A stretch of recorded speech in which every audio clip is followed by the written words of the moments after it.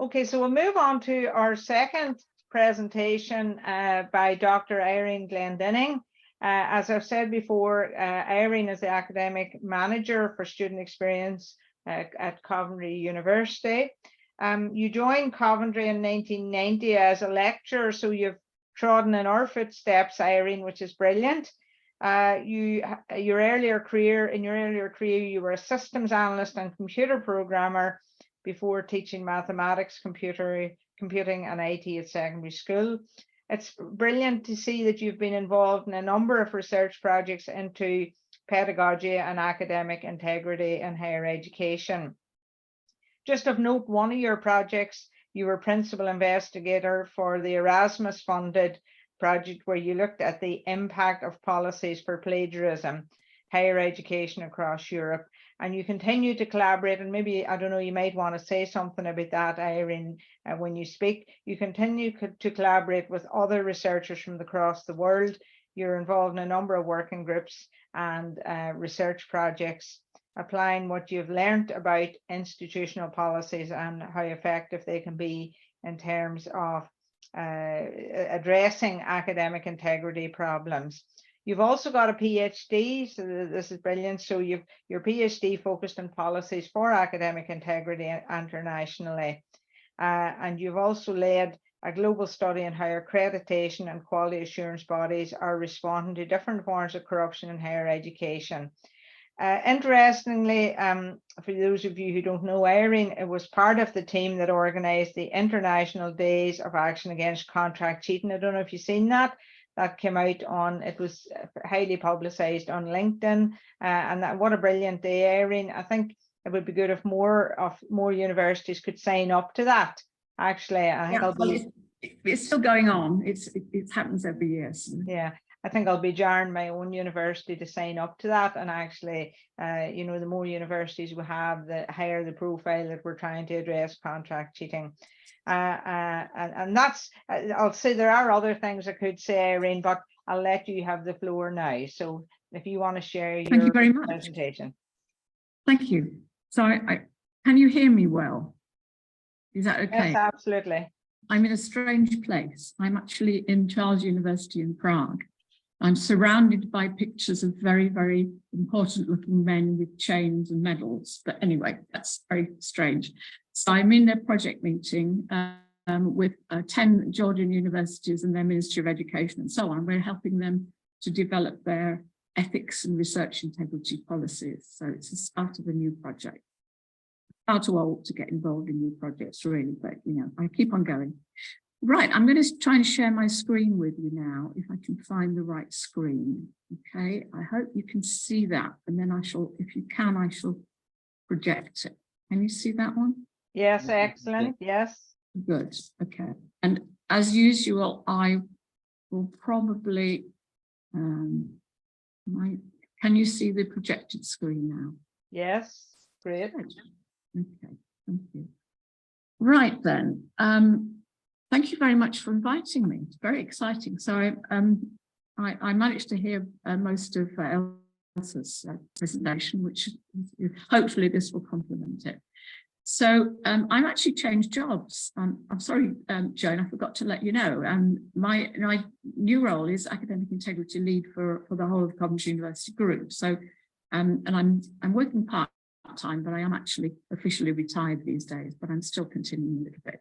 So I've got a lot to get through. I'm going to hopefully get through most of it, if not all of it. I'm going to talk about current threats to integrity, and that's going to echo some of the things that Elsa said, but we'll say some different things as well. And then I'm going to look at how what an institutional strategy should look like and what the scope of the kind of policies should be. And then I'm going to talk a little bit about how we do it at Coventry, not because we're perfect by any stretch of the imagination. I wish we were. You know, there are lots of things we could improve. Just to give you an idea of, you know, how we manage the kind of consistency across the institution, and in some ways how we don't, because you know there are, as I also said, there are good reasons why sometimes you want to be inconsistent. And hopefully we'll have time for questions at the end. But there is a lot in here, so I might not get through it all in the time that we've got. But let's crack on.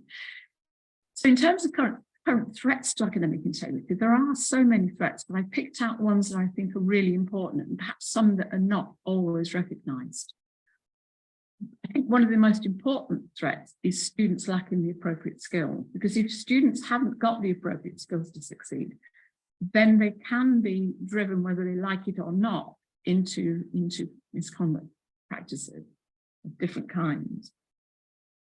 Certainly plagiarism remains the most common type of misconduct with students. Despite all the new threats, it still remains the most common type of misconduct, as far as I'm aware, in all institutions that I've looked at.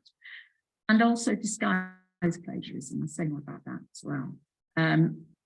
Collusion, sharing of materials and solutions. So it's not just about students sharing with each other, but it's also about the kind of sharing sites and those kind of things, like Chegg. And it was great to hear yesterday that Chegg are losing market share, but unfortunately it's because of tools like ChatGPT. Anyway, that's interesting in itself.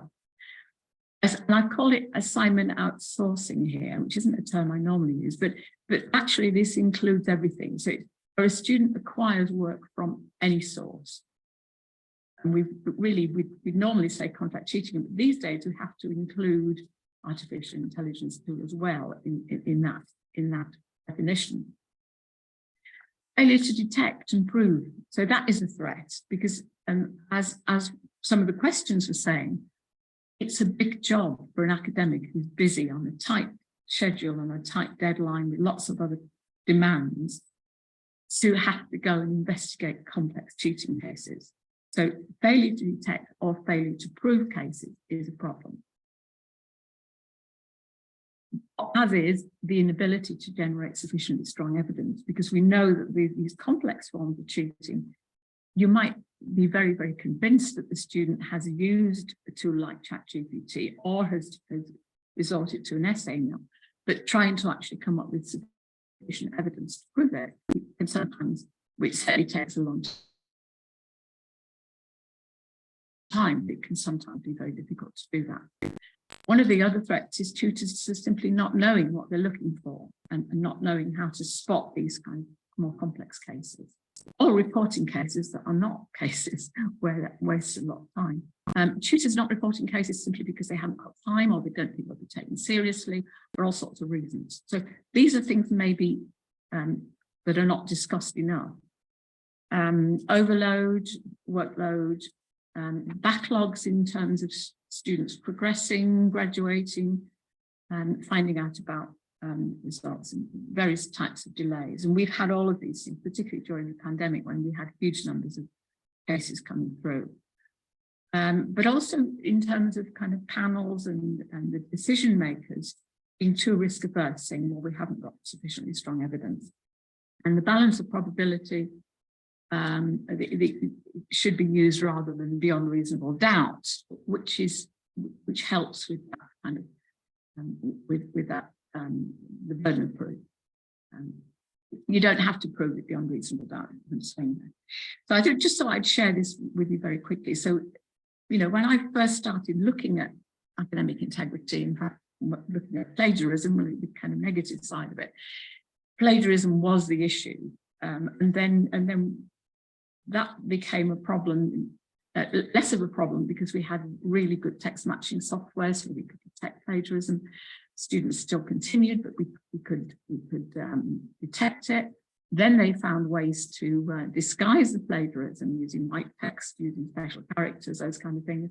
Turnitin then improved the ability to detect those kind of cases. And so on it goes. So that was a kind of arms race in itself. And then, of course, we got into contract cheating. We have checklists, we have detection software, which helps us to detect, but not necessarily to prove. We had to change guidance and regulations and so on.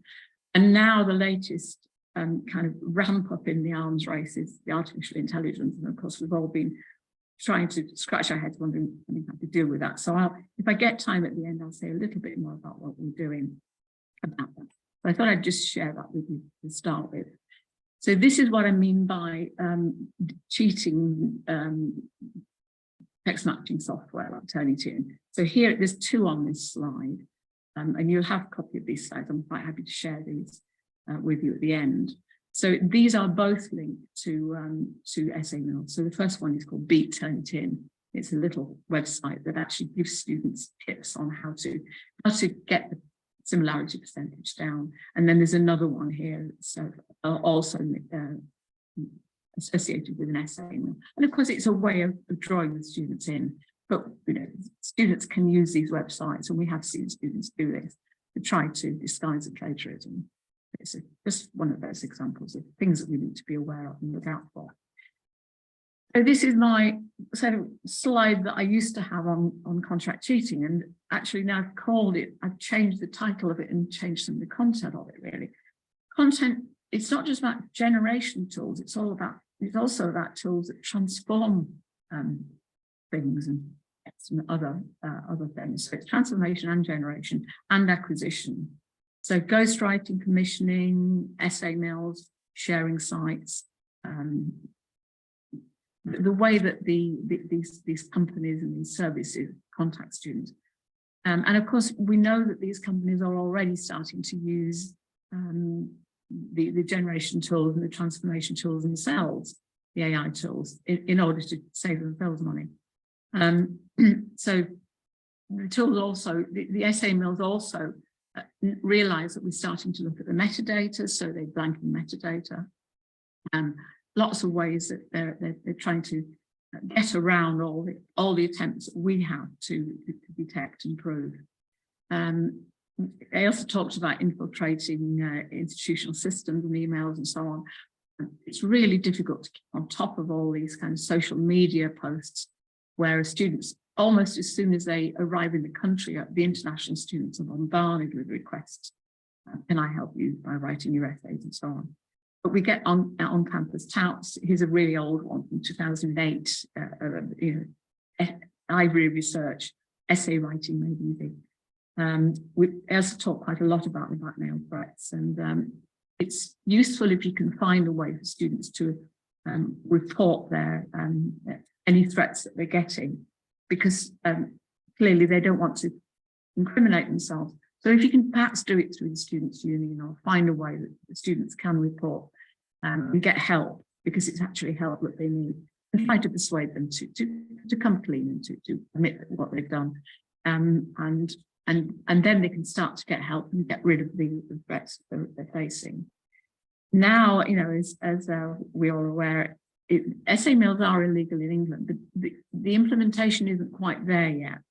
Our legal services within our institution is already taking action when we come across SA mills, and they're starting to report them. They will go straight to the SA mills, and they will tell them they're illegal and threaten to report them unless they stop counting our students. Not sure it's having the desired effect yet. We are starting to report cases. It really needs to be centrally coordinated, and that hasn't been really organised very well yet. It can be difficult to detect both use of AI and contract cheating, but you can train and you can improve detection. We're still learning about that, but certainly the Dawson and Sutherland Smith wrote this wonderful paper about how training and in the use of various software, but also in the use of different kinds of tools can help with the detection rate. And the problem with that is that then raises the number of cases that come through. So I wanted to just talk about tools of artificial intelligence, because it's not just about ChatGPT, it's about lots of different tools. So we started to look last March, a year ago, more than a year ago, we started to look at paraphrasing tools and under what circumstances students should be allowed to use them and when it's not appropriate. But also looking at things like translation software, also essay bots and other tools that generate other artifacts. I love the big hand. I thought that was great with all the fingers on it. So we've been doing this, looking at this for about a year, equipping ourselves with the knowledge, but also beginning to develop some guidance for students and staff, and beginning to change the regulations so that we've got some kind of rules that people can follow. And in fact, say that if I get time at the end, I'll say a bit more about what we've been doing on that. If not, it's in the slides. You can have a look for yourselves. I'll say a bit more about it at the end. But we've categorized them into 4 different types. Conversion translation tools, spell checkers, paraphrasers, grammar checkers. And normally type 2, we wouldn't want to prevent anyone using those. But there are cases where those kind of tools can be misused. It's kind of guidance on what is appropriate and what is not. Essay bots, text generation. There are good uses of those tools, but there are also, they can be misused. They can be used for misconduct as well. And the same with type 4. So all of those, which is anything other than text generation, it's useful to think about all the different types of AI tools and not just think about tools like ChatGPT, because there are other threats on the other types of tools. In terms of setting up an institutional strategy for academic integrity, the idea of a consistent approach is really very, very important. So a consistent approach across the institution. For a very big institution, it's really hard to keep the consistency. So there are ways, suggestions that I've got for helping with that. It should ideally be seen as part of the quality cycle. So it should be integrated with the quality cycle. The way that it works in my institution is my steering committee reports into our quality and learning and teaching committee, which is a kind of university-wide committee. So I report into that, the kind of meeting minutes go into that committee, and I produce an annual report for that committee on what's going on. Supported by clearer guidance, one of the things that we don't have done very well at my institution is the regulations are written in very legalistic style. They're not really in student-friendly language. I'd like to have that improved. But in the meantime, I've actually put together some guidance notes that support the regulation that actually go into more detail and are written in much more kind of staff-friendly language at least. And then there are student notes that are equivalent to that for students. The strategy that we have in my institution is educational led, and I'm going to say a lot more about that as I go through. Centrally coordinated, and it's my role to coordinate, not to run the whole thing. It's actually the role down to the faculties to run the actual misconduct, academic conduct processes. But my role is to support, to make sure things are working okay and to kind of troubleshoot when things go wrong. Informed by useful statistics. I don't advocate having the statistics openly available in public because people keep the statistics in different ways, and they don't always necessarily, they're not necessarily comparable from institution to institution, and sometimes it can be misinterpreted, but they're very useful internally. And I think keeping really strong detailed statistics can be very, very helpful to show what's going on in the institution and comparing from year to year about what's happening. Actually quite difficult to interpret. It's not all that straightforward. And if the number of cases goes up, it doesn't necessarily mean you're getting more cases. It could mean that you're actually getting better at detecting the cases. But there are all sorts of reasons for statistics that might not be obvious. Working with students as partners is a really very important part of this. So I'm going to share this really complicated diagram. I'm not going to say a huge amount about it, but if you want to spend a bit of time in your own time having a look at it, I put this together for a book chapter that came out last year, and I've put the reference at the end, just to kind of identify what do we mean by an academic integrity strategy, what's included in that, what kind of policies are included within the kind of policy framework. And actually it's massive. When you start to think about what policies come under academic integrity, it's really very big. So if you wanted to do a kind of all-embracing look at your institution, it's worth kind of unpicking this diagram and looking at what's in there. And say I haven't got time to go through it in detail, but I thought I'd just share that with you. The kind of surrounding message for this is that a good academic integrity strategy feeds into standards and quality. And if you don't have all of those three, if you don't have integrity, you certainly can't claim to have quality in your standards kind of assured. But on the other hand, if you don't have that, then that, if academic integrity is kind of predominating, and that also impacts negatively on standards and quality.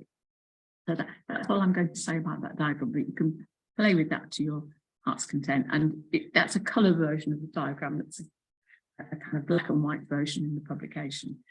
So in terms of the education led, what we say is the students should know about academic integrity, the kind of positive side, before they arrive, when they arrive, kind of blue hexagons, while they're a student throughout the student journey, that's the kind of purpley ones in the middle. And then also, if they come through the academic conduct process, they should then have remedial help and support and guidance to get back on the straight and narrow. So that's the kind of philosophy around it. But then I started to kind of unpick what actually is it that the students need to know? What is this training? What are these skills that the students need to know about? So this is what I came up with. So there are kind of 6 areas. There may be more, and it'd be interesting to have other people's views on this, because this is something new that I'm really developing right now. Study and assessment literacy, writing and referencing skills, academic and research integrity, understanding about that, thinking and analytical skills, research skills, preparing for future work. So all of those, is quite a lot there. And then if you take each of those 6 areas and unpick them even more, you come up with another huge diagram, again, which I'm not going to go into in enormous amount of detail. There we have it. So these are all the topics that students need to acquire. And these are kind of general skills. These are skills that perhaps don't associate with academic integrity. But if the students don't have these skills, there are all sorts of reasons why they might resort to getting help, or plagiarizing, or using artificial intelligence when they shouldn't, all of these kind of skills. So where do these fit within the student journey? You can't teach all of this in induction in the first kind of couple of weeks when the students arrive. It has to fit throughout the student journey. So really, really quite important. So again, I'm not going to unpick that for you, but there's a lot there. There's a lot of skills that need to go in through the students. And you can't assume that the students have all of these skills when they arrive. Some will have some of the skills, but these skills need to be developed throughout the student journey. It needs to come in the right places, in the right part of the curriculum, and not be duplicated lots and lots of times in different places. So having a holistic look at the curriculum is actually a really quite important part of that. So just to get you thinking about that, there's a lot there, huge amount. And maybe some students in some disciplines, some of these topics are more important than others. It will vary from discipline to discipline, but having a bank of material, which is what we're aiming at my institution, where tutors can actually draw on those materials and customize it according to, and contextualize it within the discipline, is actually a very useful thing to do. So in terms of the actual misconduct itself, when that happens, so I'm on a little laptop, everything's overlapping. So just very, very quickly. So in terms of what we do, I've set it out as being, in my institution, we have academic conduct officers. We also have academic conduct panels in each faculty, look at the more serious cases, and look at the cases that are likely to lead to student expulsion or suspension. But the routine cases are dealt with by academic conduct officers, who are normally academic staff. There are a few librarians in some parts of the Coventry University group who have the role as well. Normally they're academic staff, they're tutors, and we will see the students normally. And they will make decisions. We start off with kind of registry team and the leading academic conduct officers will look at cases that come forward from academic staff and decide whether these are cases that need to be dealt with, or whether they can go back as for academic practice and be marked on merit. And if they come forward, they'll be assigned to an academic conduct officer who will look into the evidence, will liaise with the tutor, and to make sure the burden of the actual evidence that is produced is sufficient. And then the student will be called into a meeting. If it's a case of perhaps collusion, contract cheating, or misuse of artificial intelligence tools, the students may be invited into a viva, and where we will talk about the academic process, talk about the development of the work, and find out whether the students met the learning outcomes, but also generate evidence of any help that they've had and so on. The panels, as I said, normally deal with the more complex cases, but they also deal with part of the consistency because they do a sampling of the academic conduct decisions to make sure that there are consistencies. And all of the decisions are based on a table of what we call an outcomes table, which defines based on the level of severity and also the number of cases that the student has had before, deciding on what the penalty will be. So if the student comes back repeatedly, they will end up getting expelled, depending on the severity of the cases. We also have appeals and mitigation cases that are dealt with separately by a panel. And those are more or less all the processes there that deal with all the conduct. So there's a lot more detail in the diagram, but that's really all I have time to kind of cover in the short space that we've got. So I can't even see what my heading says on the top of this.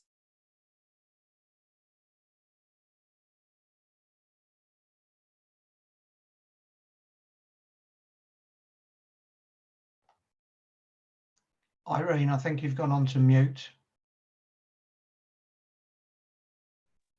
Thank you. I was trying to move a bar out of the way and I must have just clicked the button instead. I'm looking at the time as well because I'm aware that I'm running out of time. So I'm asking the question, what is learning for? What is assessment for?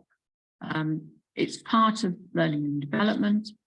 It's a way of applying knowledge and skills, evaluating learning and understanding, providing constructive feedback on how to improve, for praising, encouraging and rewarding excellence, evidencing achievement, and contributing to the qualification grade. So we need to think about these when we're thinking about redesigning our assessments in this new world of the threats that we're facing.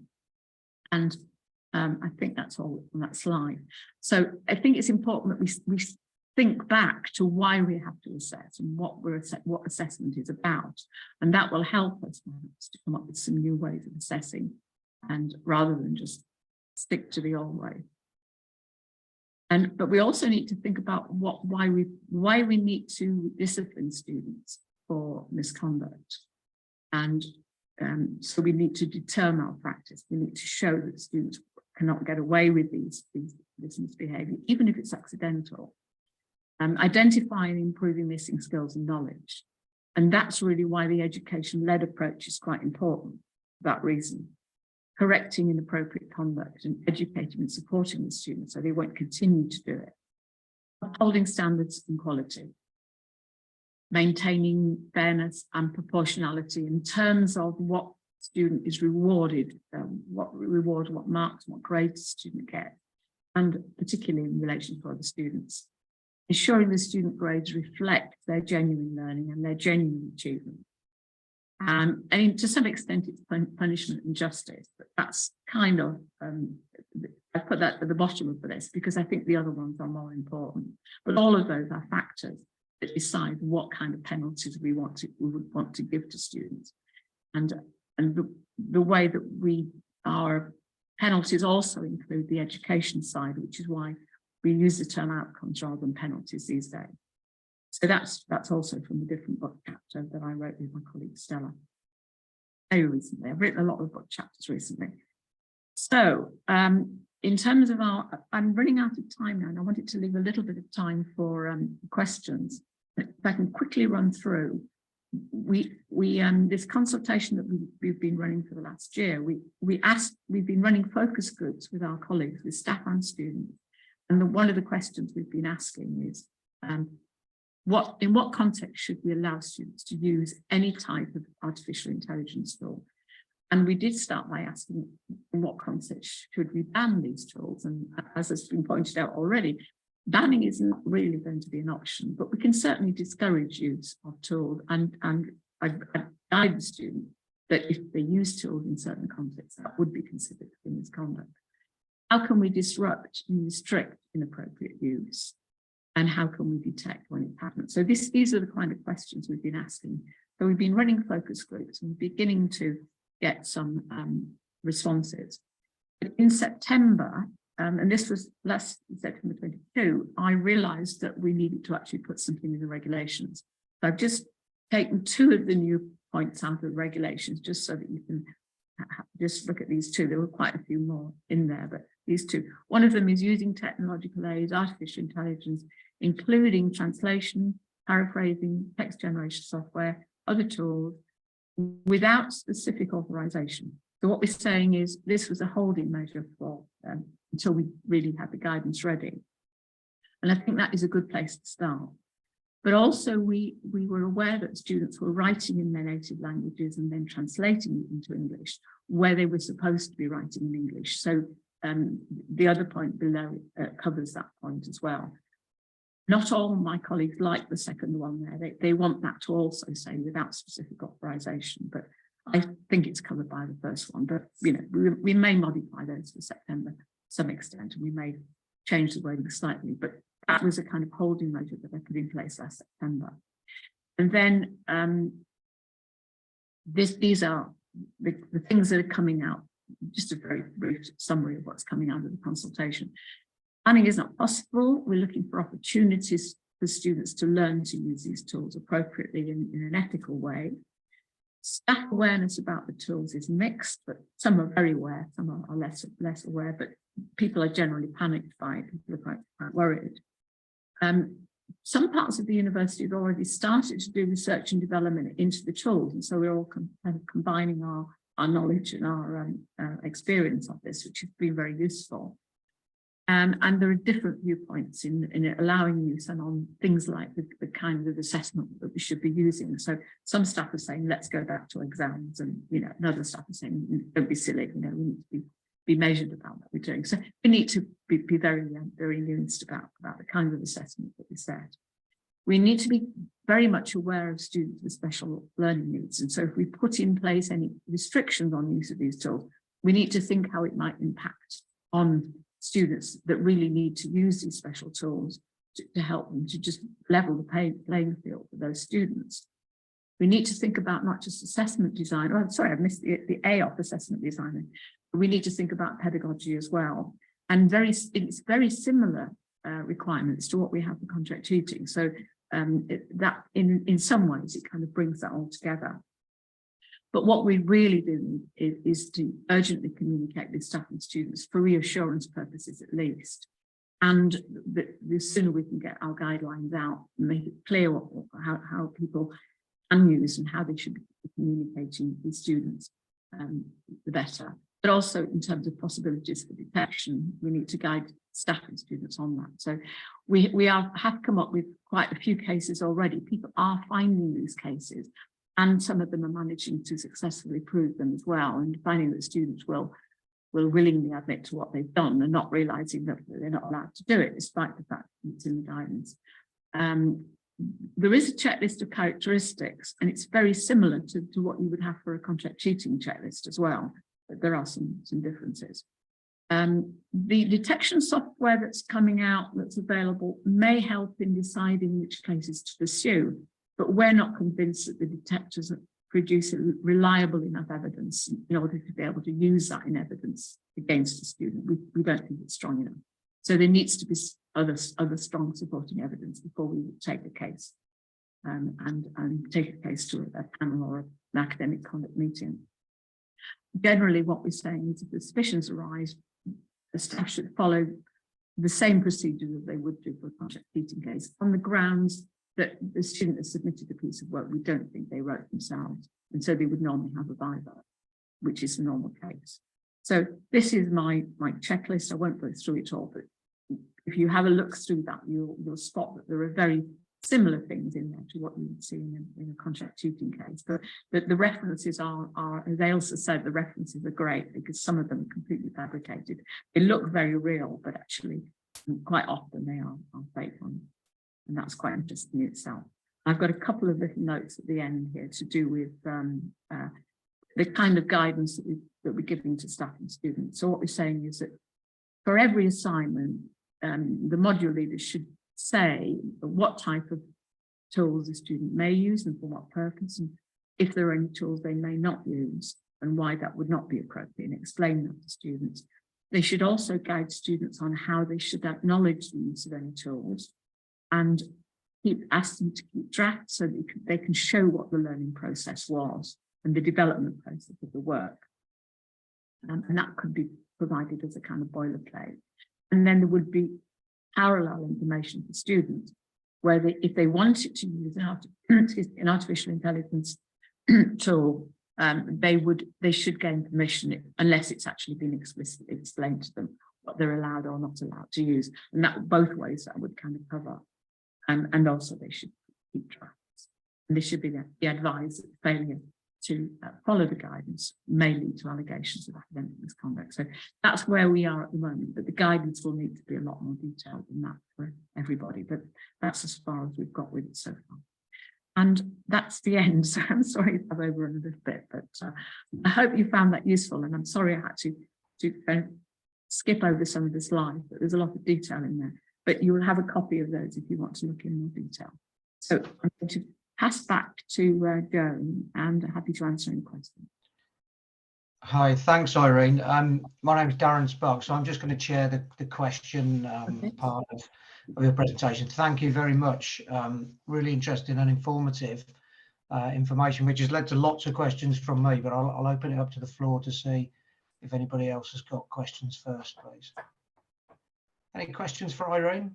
Sarah, you have your hand up. Yeah, thank you, Irene. That was really, really interesting. My questions comes from one of the threats that you mentioned at the start, but you just said the threat of staff not reporting.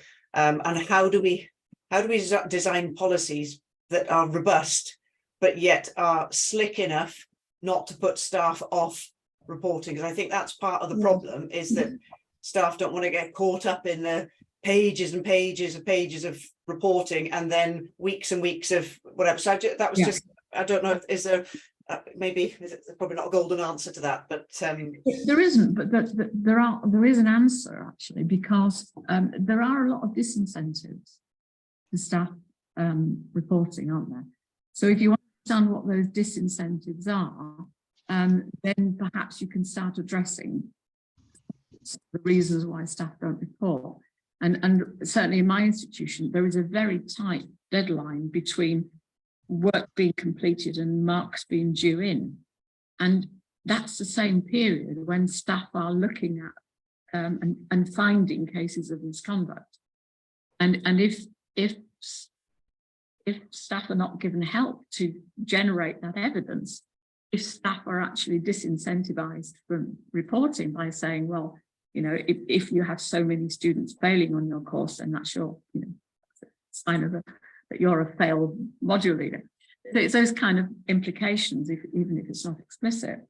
So look for the reasons why staff don't report and try and address those. Try and find ways to incentivize the reporting of them.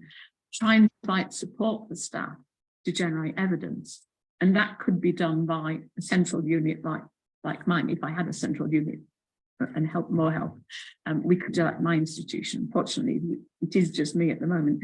It would be nice to have lots of other people like me that could help. But those are the kind of things that can help. But also to provide guidance for staff on what to look for as well. So there are lots of answers to that question. It's not a question of, but also to make sure that staff get feedback if the case is rejected for any reason, that they understand why.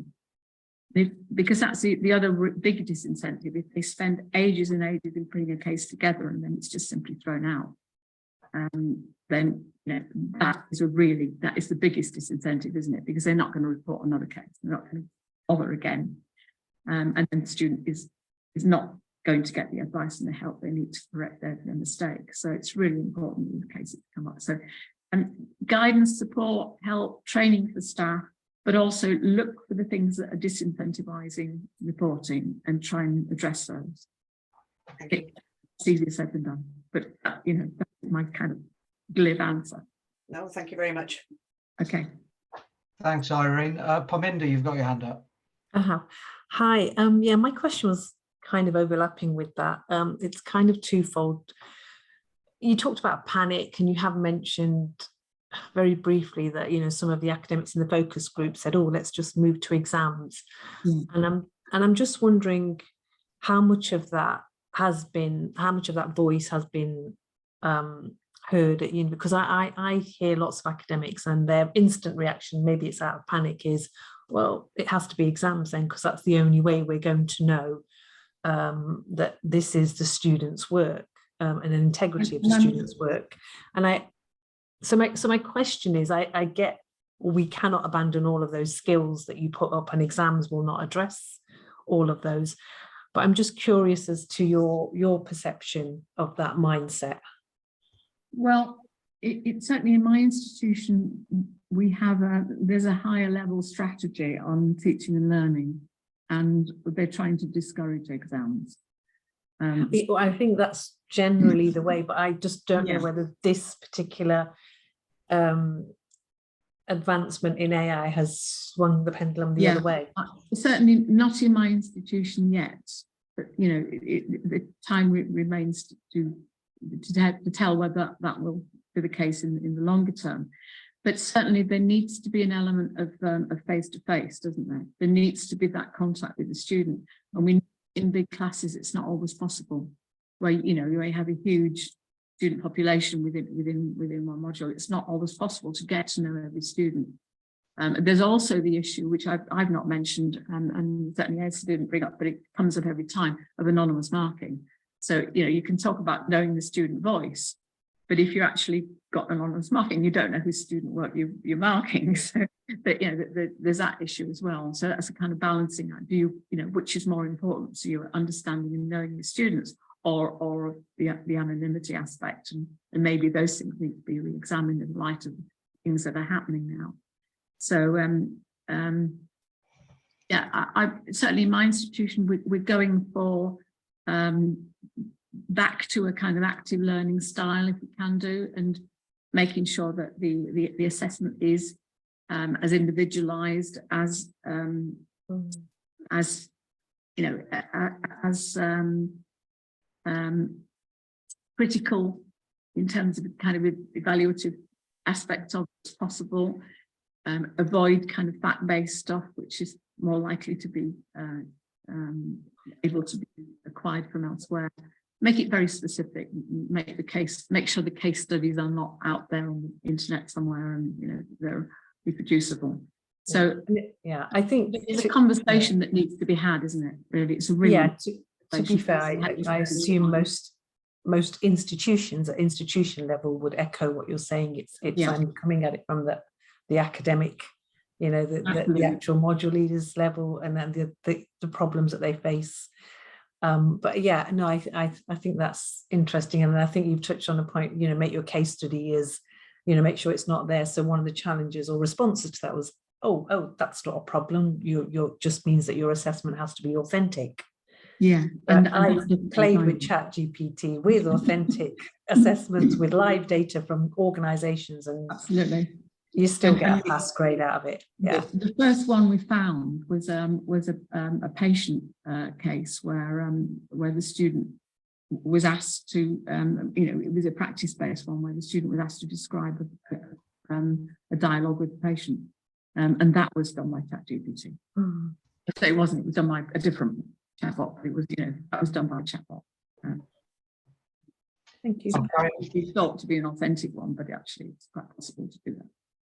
Yeah, I think that's going to be the academics' biggest challenge, whilst research is happening and guidelines are being provided. Yes, absolutely.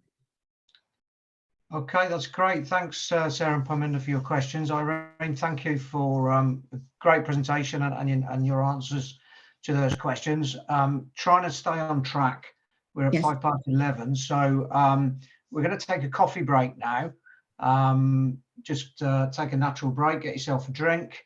If we could be back at 11:15, 10 minutes. I know it's not long to get down there and boil the kettle, and we'll try and stay on track with our next presentation. So thank you very much. See you in 10 minutes.